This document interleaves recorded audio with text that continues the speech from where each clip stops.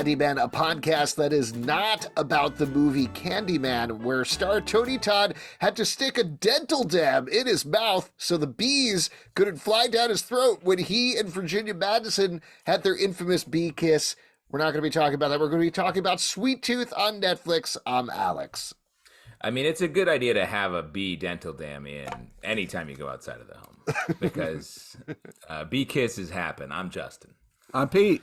And on this episode, we're going to be talking about Sweet Tooth Season 2, Episode 6, how it started, how it's going. And later on in the podcast, we're going to be trying Nestlé Crunch, which Pete has already referred to me as an old man's candy bar. So this should be a fun one. This is like a candy bar that they were like, back in Charlie and the Chocolate Factory, they were like, let's do a movie about this. I'm starving. Like let's get to the show already. Starving. Again, this is not going to solve your hunger problem. I don't know what you think So food you're is. Starving? What are you talking that's about? right. I'm dying for a candy bar that was promised hours ago. You know what I'm starving for? Patience. Wow. Patience, Pete. Well, man. Well, let's so get we into... starts off with the voiceover. Hold on. Yes, of course it starts off with a voiceover. Well, when you're watching a TV show, sometimes a TV show watches you back. I mean, honestly, that'd be a breath of fresh air with the narration. In any case, forgetting about the narration for a moment, broad overview here. We're finally really getting to it as the Air Buds take their attack on the Essex County Zoo directly to the... I'll keep calling them Air Buds. I'm fine with that. Anyway, Aimee and the Air Buds are attacking them. Aimee is on the ground. She's trying to get the animal kids out. Meanwhile, Gus and Jepp are finally together. They team up, and Gus really stands up here and says, no, listen, we're not leaving without the rest of these animal kids. And ultimately, we end in a place where they do escape. Aimee gives Jepp the old nod, so they're good now. We're friends. Oh, they're good. And then we get a big, punch in the gut cliffhanger where Amy's pinky starts... Pinky popping! Man, just when you think Pinky's everything's popping. okay, stop it. Every Awful. time... We'll definitely talk about that. That's what's so creepy about the show. You think everything's okay, and all of a sudden, I'm like, don't zoom in on her pinky. Camera, stop it. Stop it. Don't you zoom in on her pinky. And then it did, and I was like, no! Sometimes you're begging the camera not to zoom in, and then it zooms into your heart. That's really good. Pete, do you think maybe the pinky was just nervous that the camera was zooming in and was just shaking nervously? Yeah, because it was like, oh my God, here's my big close-up. My big shot. Yeah. Because a lot of different fingers have different skill sets, and the pinky is obviously the theater major of the hand. Now, Justin, you work in production. What's the casting process like? As a line producer. As a line producer, when you're looking for a pinky, when you're trying to find the perfect pinky. Yeah. Here's the thing. Prevailing logic says go with the fingers that are on the actor's hands, but I like to really cast on merit, like which finger has done the work, which finger had the best audition. So sometimes you got a thumb playing a pinky, and then you got 5 index fingers filling out the rest of the hand. Because that's what acting is. It's taking on a role. It's bringing us a vibe. That's called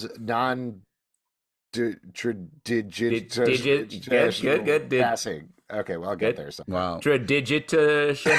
I don't know what just happened, but reboot yourself. Yeah, why don't we reboot myself right back into the recap, because another huge thing that is going down here is Singh and Rani are very much a focus of this episode. We talked about how Rani was put under house arrest last episode. This episode, once again, she says gargoyle straight up, let's get out of here. We got to flee. Johnny is now on their side. Johnny frees them, but Singh can't let go. He's got to go back for his research. He thinks he's finally cracked it this time. Of course, it's too late because Aimee already burned his lab during all of the chaos, and he is left without his lab, without his research, and Rani seemingly very happily goes on the road and meets a fleet of horses. That's not what that's called, but... Fleet? Yeah. It's a fleet of horses, like ships and horses. Yeah, sure. Anyway, so that's what's going on. on. Armada. It's an armada. You went to Cornell, right? And you said a fleet of horses. That's awesome. Flock. I'm sorry, guys. I'm very hungry. We need to get to this candy. Thank you. Let's go. Again, that's not going to satiate your brain hunger. And we were very worried about Bear and what was going to happen with Tiger. Tiger, her former rival in the animal army, was captured by the Blondie the last episode. This episode, it all comes out. Dude, that His name frown is on Blondie was just, oh my God. his name is Surfs Up Blondie. First off, It's and Point I think Break Blondie is what. And I think this is a quote when he felt betrayed. I believe this is from the episode. I wanted to hang 10 with you, but this is a total wipeout. I thought I was a hardcore tube ripper, but I'm a total Barney. Wow. I believe that was his line. I don't think so. I like how you looked at your notes when you. I wrote that down. I made that up and wrote it down.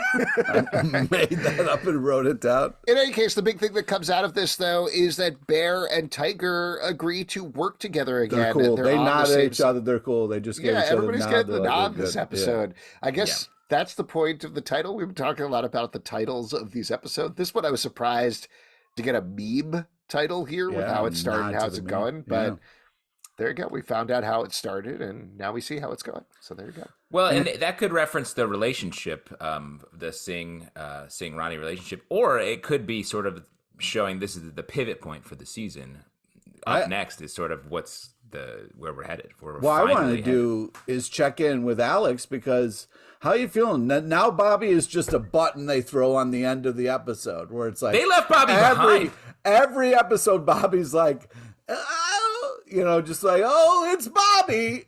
I'm feeling pretty good about it. I mean, I'm a stupid idiot watching this show where Rufus is the mullet guy who fought with Jepp a couple of episodes back. Yep. He is flying his plane. He's been promised a tank, so he's like, I'm gonna get this tank. He dive bombs. Abbott shoots him down out of the air, and he crash lands. And I was like, well, that's it. Rufus is dead. Fooled me once. And then Rufus shows up and he's totally fine.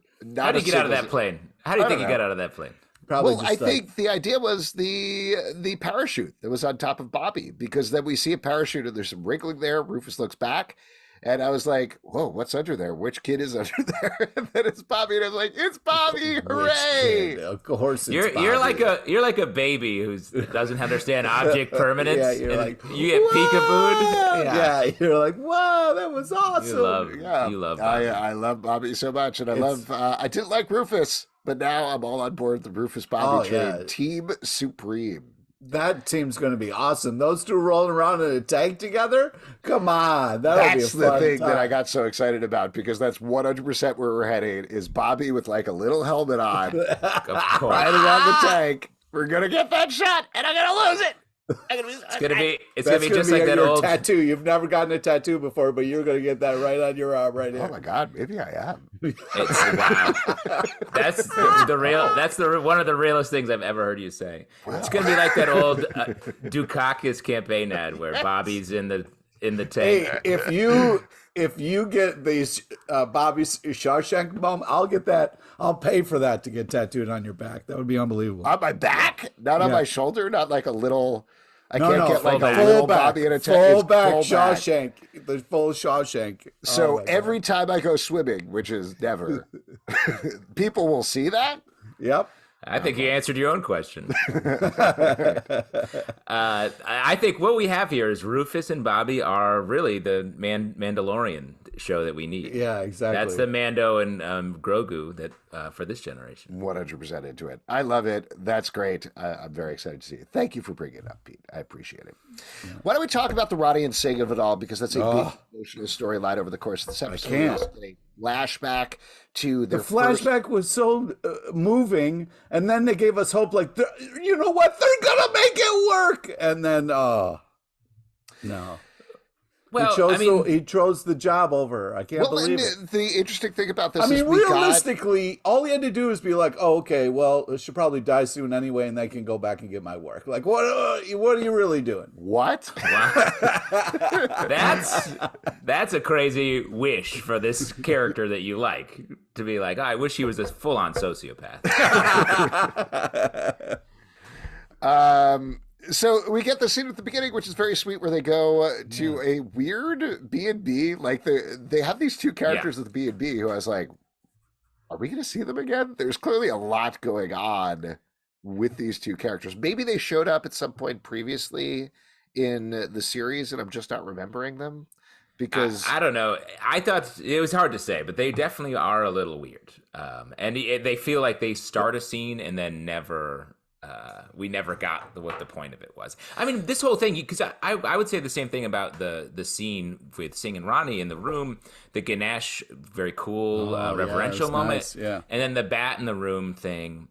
And I was like, I was trying to connect that with what they're going through now. And I sort of struggled. Like, I don't know what, because it's not like he was like obsessed with the bat and sacrificed their time together at the inn. No, it's just a cute slice of life moment for them. That's all it is. It's just this thing. I would venture, just to throw it out there, and maybe I'm giving it too much credit, but I don't think I am. So Singh catches, there's this bat in this room, Roddy's freaking out. Singh takes the bat and brings it outside.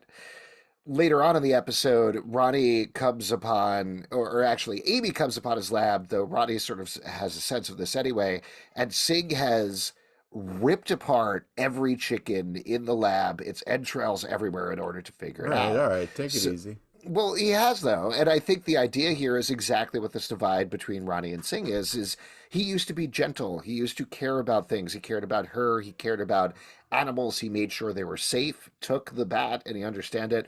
And now that's gone. That sense of empathy, that understanding of animals, both through the hybrids and also literal animals with the chickens, is completely gone.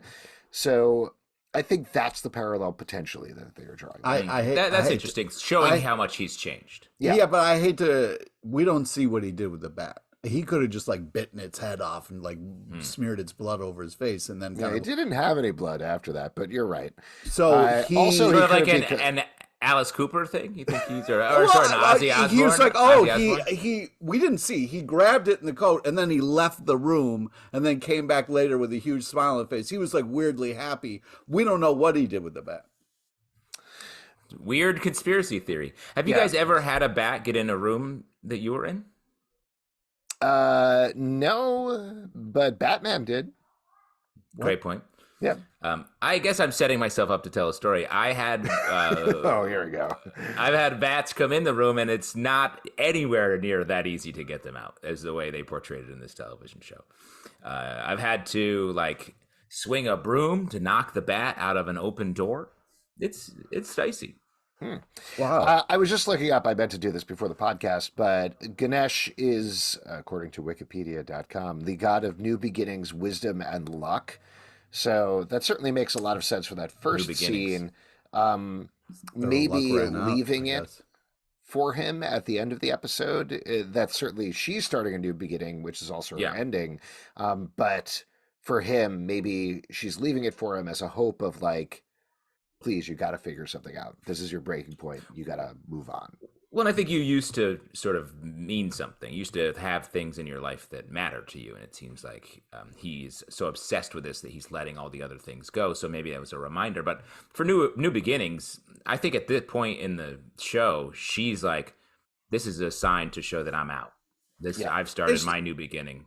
It's just hard because it's like, it's not like he's just casually doing something. Like he's trying to discover a cure and save people's lives. So it is important work. It's not like, oh man, this guy he works too much. But he hasn't done it. I mean, I think I understand Ronnie's perspective. Well, he hasn't. I mean, I understand Ronnie's perspective a bit more because like she says in the episode, it's been 9 years and all I want for my last month alive is to be with you. That's it. And instead, he says, oh, no, wait, I'm going to do this one more thing. It's Gus's antler. Gus is the key. I got to track down Gus. And from her perspective, there have been 45, probably hundreds of different Gus's that are like, that's the key. That's the thing that's going to do it over all this time. So she is done. She's out of there. And she's saying to him, you were saying it in a very callous way earlier, Pete, but she's like, give me this month. Like, be with me, be here with me. And I don't think it's right for Singh to be like, yeah, sure, whatever, buddy, I'll come with you and then watch you die, because that's not what he's going to do. He is scared to watch her die. He doesn't want to let her die, and he is completely obsessed with this cure for personal reasons at this point that have nothing to do with her. It's funny you read it that way, because I don't read her wanting to leave as sort of like, you're not going to figure this out. You've had too many shots. I think it's more, why are we doing this? What is valuable about this world to save? It's all warlords that are maniacs. Like, why don't we just go make ourselves happy and let this thing go that doesn't really matter anymore? so that, and like, especially with when there was no victim associated with it, before she found out about the hybrid kids, I think she was like, okay, this is a good sort of pastime, or this is a good quest.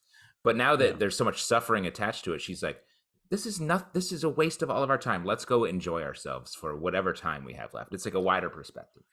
Absolutely. And I mean, I think that's why I, just from a logical perspective, forgive Aimee's actions in terms of burning all the research, because I think she's the same way. She's like, these kids, these animal kids, those are my future. Those are the people that I want to raise. Those are the people I want to be with. It doesn't really matter about the cure because there's so few parts of humanity left.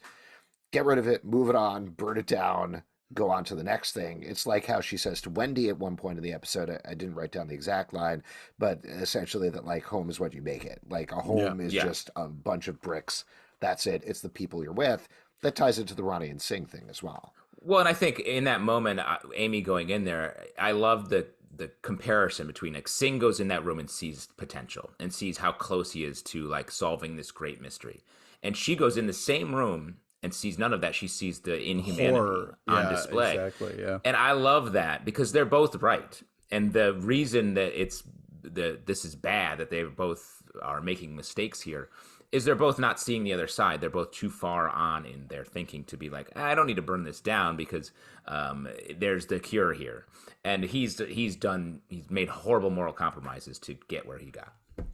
Well, and also, to take this one step further, an overall theme of the show is family, right? And that ties into what Johnny is doing as well, where he's doing the right thing, but he also isn't going to leave his brother because he loves his brother, even though he's General Abbott. Yeah, he loves like, him and wants my brother needs me. Exactly. Like, well, yes, but he needs you to like help him get better, because right now he's on the top of the roof with a rocket launcher, just like, taking shots at planes and stuff. So, well, but I think they were remarkably successful at taking down the Airbuds. They were, but also the Airbuds were like, our plan is to throw a barrel in a fridge, and we're just gonna keep circling around until you shoot us. So, well, and like they dropped the flower power bomb, right? Yeah, and just didn't attack. That didn't kill them. That doesn't do anything to them, right? Well, no, they thought it was the flowers the poisonous flowers that would kill everybody, and then that's why he freaks out when he eats it and realizes it's plastic. Yes. So okay, did you watch the episode? He's like, get out of here, it's poison, run for your lives. They scatter, and then he's like going back and he picks one up and eats it, and he's like it's plastic, it was fake. So the flowers, if I remember correctly, they're a side effect of the sick. People don't know exactly what they do, but there was the whole Wizard of Oz falling asleep in the field of poppy things that happened last season when Jepp and Bear and Gus, and I don't think anybody else was there, but they wandered across and they fell asleep. So I don't know if they're necessarily deadly, but certainly people are scared of them because they are a side effect of the sick. So the air buds take this canister that is filled with gas and also what looks like the flowers. They drop it. It explodes everywhere. Flowers are everywhere. It's very beautiful, a gorgeous shot. But like Pete said, they realize they're just plastic flowers. They're not actual flowers. It's just meant to freak them out. It's not an actual attack. But the purple flowers, I feel like they do a good job on the show of making us feel like them, where they're like, what are these keep showing up? But they haven't told us really anything about them. Yeah. I think they're just, maybe they'll establish it at some point, but like they're a magical part of the world. Like at its base, this is a fairy tale. So that's what we're getting there. I did want to take a step back and ask you guys a question, and this is a little bit into speculation, but by the end of the episode, Gus and the animal kids and Jepp and Aimee, as we mentioned, are all on the bus, and Gus is like, we're going to Yellowstone, and I guess Jepp and Aimee... Next stop, Yellowstone. Next stop, Yellowstone, which I don't think Jepp or Aimee knew before this, but both of them were like, sounds good, always wanted to visit there, let's go. Based on the theme that we're talking about, this is Gus trying to go home again. So is that him moving backwards, do you feel like, or is it actually forward motion? I think he's changed so much, and we see in this episode, like he and Jepp are sort of like, Jepp's like, I know what to do, and he's like, yo, I'm gonna pick the lock. All right, chill out. Yeah, and then it's like, yo, we can't leave without the kids. Chill out. Gus is sort of in the leadership role here, and Jepp is sort of just trying to keep up with him, I feel like. So big change there. And I think, so to your question, Alex, I think it is going to be something different, but we have 2 episodes left. I mean, this is further speculation, but like, that's not a ton of time to sort of reestablish it in a new place and then have Abbott strike back. Plus we have the tape from Bear and Mom to come in here. Yeah. So I feel like there's a lot to happen. Are they actually going to go to Yellowstone and reset there, or are they going to just be somewhere else and be stopped for a bit? I don't know. I mean, I said this in the last episode that it felt like a penultimate episode. A lot of the stuff that went on here, other than the animal army not actually showing up, felt like a season finale type episode. Yeah. So to have this on the road thing or whatever happens, I really have no idea what's going to happen in these last 2 episodes, which is an exciting place to be, beyond the fact that the season 1 finale shook things up in an enormous way and went so much harder than we expected. So I don't know. I'm excited to see what happens. We didn't really talk about the Bear storyline too much. Yeah, we did. Remember I said the quote about being a tube ripper and a total Barney? I think that covered it. Oh, yeah. We're good to go. Yeah, I think she gave a power nod to her friend, and they were cool again. And they were I love that, though. That's all I wanted to say about it is, like, talking about going into surprising directions. We didn't expect Tiger to show up again. Tiger did show up again. We thought it was going to be revealed and everything go horribly wrong, and it doesn't, because Bear and Tiger are like, and Tiger says, "I'm sorry." It's such a smart human move for the show to do that most shows would have some sort of knockdown, drag out fight, amp up the conflict, make it deadlier. And instead having this kindness, put it down, Pete, this kindness that comes out through it, I thought was very nice. It was very sweet. Was great. And then we got this great scene that sort of reminded us of all the stuff going on. Like, she tells Tiger, like, I have to get this tape. It's Gus's mom on here. She has a message for Gus. I was like, oh, right, good reminder. That means we're probably going to get that later. And then she was like, I just wish I could connect with my sister, Wendy. I was like, yes, right, good. I totally forgot that. Me too. And I was like, oh, God. Because that scene, I was like, why are they sitting? They're just like sitting in this scene and talking so much. And I was like, oh, these 2 huge pieces of news to remind us of for the next 2 episodes. I was like, so we're going to get the Bear Wendy reconnection. Let's hope so. Yeah, 100% we're getting that, and then I think we're going to get Birdie is Gus's mom's name, right? I think she's going to show. Yeah. Wow. Couple of other things I wanted to mention. We should probably talk about the scene where Workaholics Soldier wakes up in a bunch of kibble. He wakes up in the kibble. Yeah. Ever happened to you, Pete? Ask specifically. Seems like that's something that happened to you once. Yeah, you've fallen asleep in kibble before. I've woken up in the middle of an inflated pool, but not kibble. Yeah, I like the way that shot was staged, because we know that he got knocked out by the animal children, but it really, like, the way he's sitting there, it looks like he ate too much kibble and fell asleep. Yeah. We've all eaten too much kibble and fallen asleep in kibble, right? Where am I? Oh, geez, did I do this? Not this night? Again. Yeah. Yeah. So that was very fun. We also didn't talk about the animal kid escape, which was very fun and cute, where Maya Monkey sets up a rope and gets all the kids out, and Earl Elephant's like, oh, I can pull everybody up. Yeah. And then he does. Yeah. And then in the middle of the big fight, he does that dramatic, like, let go move and takes out the 2 dudes. Drop. Yeah. Also, Jepp, like, really nailed the guard. That was really fun to watch. Like, he did this weird jumping punch that was like, oh, that would hurt so much for both of them. Yeah. Jeff this is also, pretty beat I'm up. kind of glad to get away from the zoo, just because I think this is the 3rd episode in a row where Gus has run around the zoo while a bunch of soldiers chase him like a cartoon character.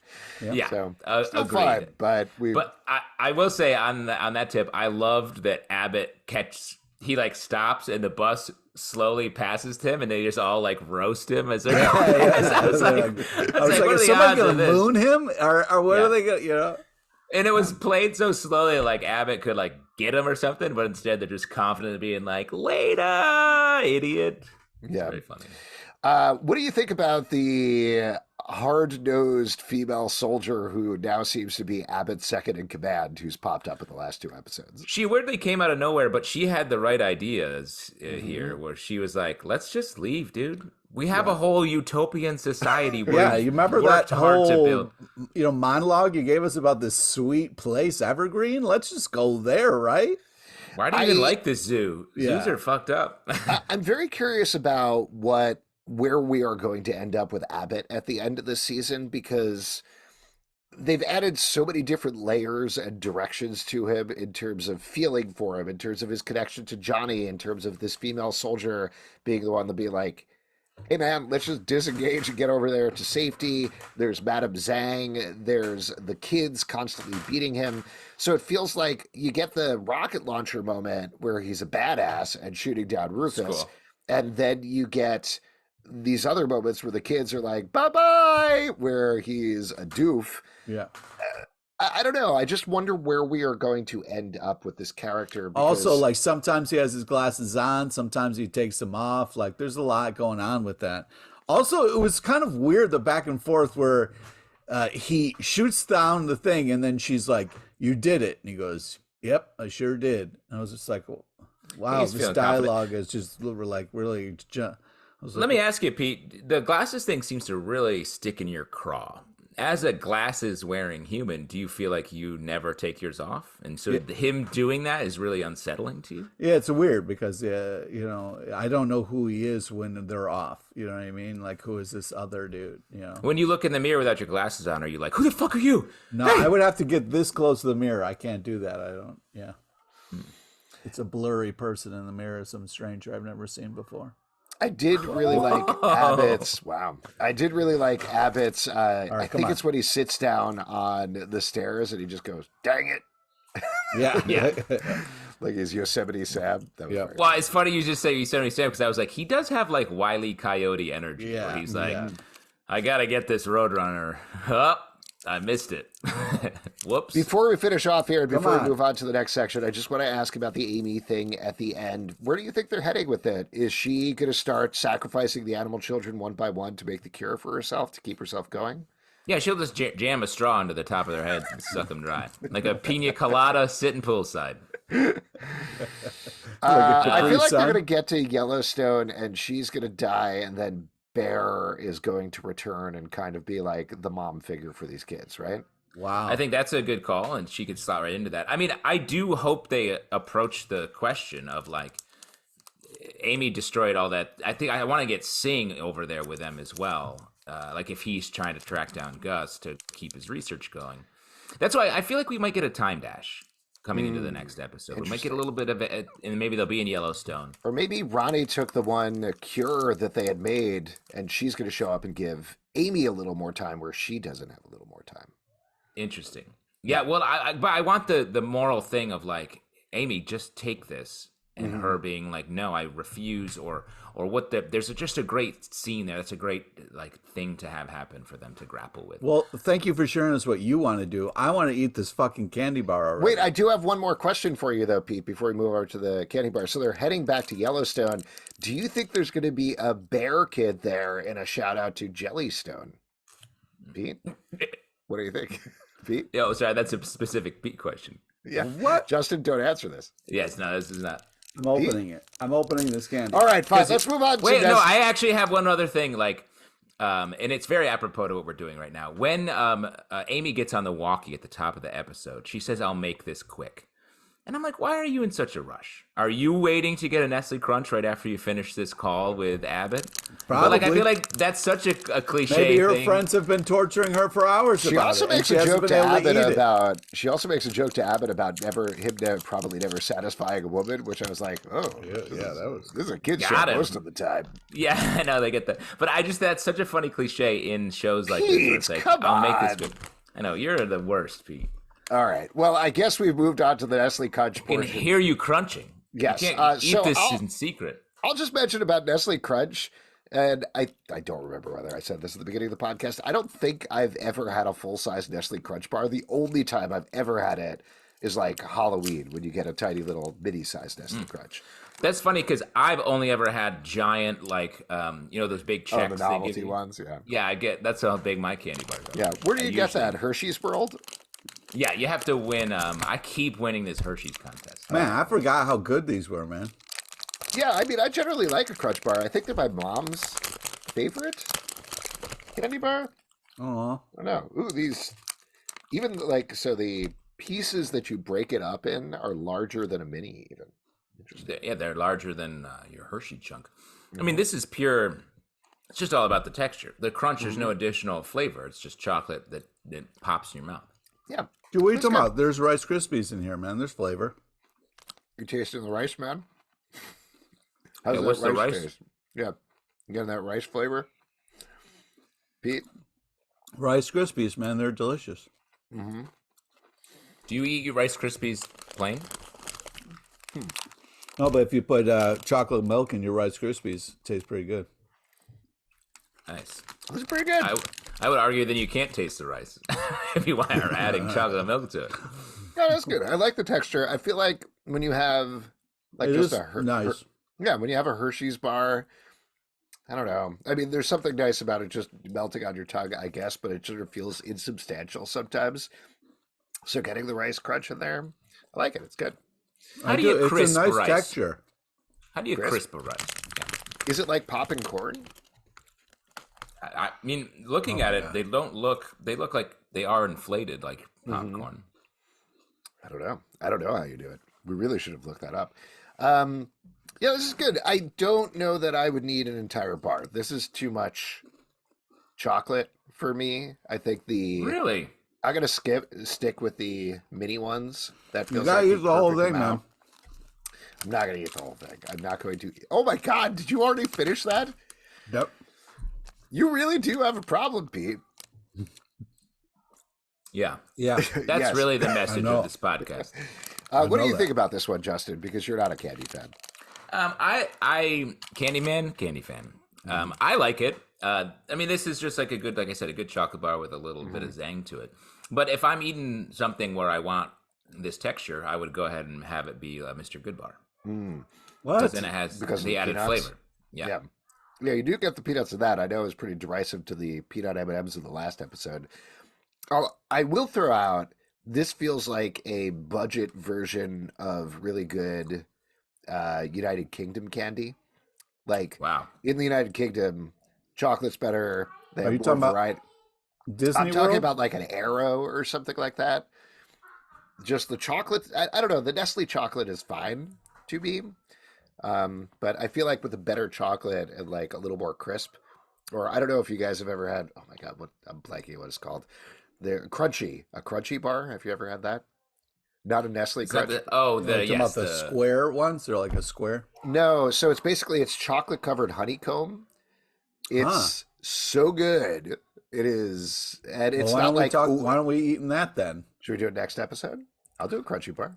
No, let's do like Right. 1,000 grand or Rolos or something. You know what I mean? Pete, you're a fiend. Take 5. I could hear you fiending for the next episode. Yeah.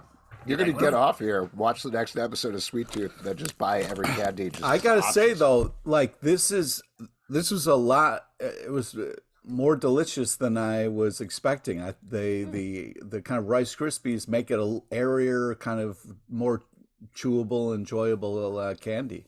I wish they'd take that extra air, which is wasted space, and just put some Rolos in there or something. Oh yeah, you know what I mean? Wait, Pete, Jam some more. I do have an important question though. Are you full now, Pete? No. Oh, you're still hungry after that chocolate bar. So weird. Let me ask you, Pete, based on your face, are you happier? Because I would also say no. Oh really? Are you happier? I've been dying to eat this candy like all day, so yes, I am happy. Did you savor it? No, I always forget to do that. Yeah. Oh, Wow. man. All right. Well, pleasantly surprised from Pete. So Yeah. that's good. That's maybe, great. And I've sort of like this is I was happy with it. I'm happy with the crunch. How many did you eat? How many squares? 2, and that'll be enough. Yeah, same here. That I'm was gonna do actually what I already always too do much. is- I was good with one, but I'm gonna take this and make a little movie of throwing it away and send it to you. Please do. Well, That'll make you happy. Yeah. You can Listen, savor everybody. that. We're getting pretty close, though, to determine the Syrup Cup for Season 2, what the best candy of the season is, as well as heading very rapidly towards the end of the season of Sweet Tooth. If you'd like to support our podcast and all the podcasts we do, patreon.com/Comic Book Club. Also, we do a live show every Tuesday night at 7 p.m. to Facebook and YouTube. Come hang out. We would love to chat with you about Sweet Tooth. Apple, Spotify, Stitcher, or the app of your choice to subscribe, listen, and follow the show at Comic Book Live on Twitter, Comic Book Club Live on TikTok and Instagram, comicbookclublive.com for this podcast and many more. Until next time, the Candyman can. Do you think it was funny that Jepp had his slingshot the whole time in his pocket? That must have been hard to carry around. Poking into him. Yeah, poking his butt.